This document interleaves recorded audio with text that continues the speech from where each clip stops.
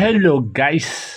So papunta kami ngayon sa isang sitio dito sa Sabangan.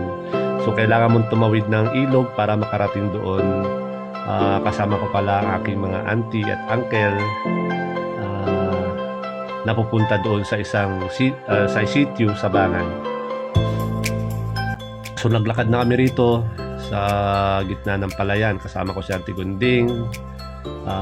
Doon kami sa gilid ng ilog. Napakaganda ng agos at nakaka-relax.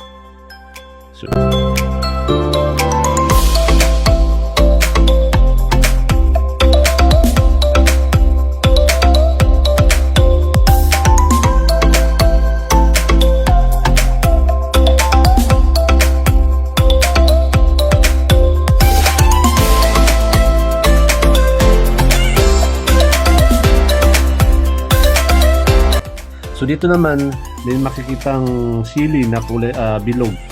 Bilog yung sili. Mahang daw to. So, ngayon na ako nakakita ng ganitong sili. Bilog siya.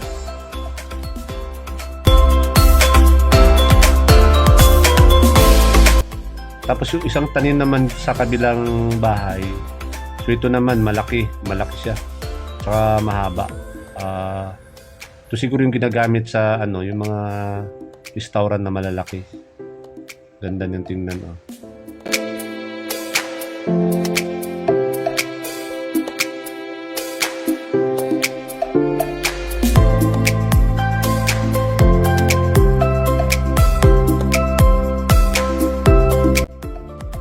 Tapos ito naman yung normal na sili.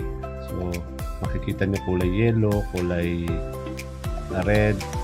Parang normal na sili lang siya.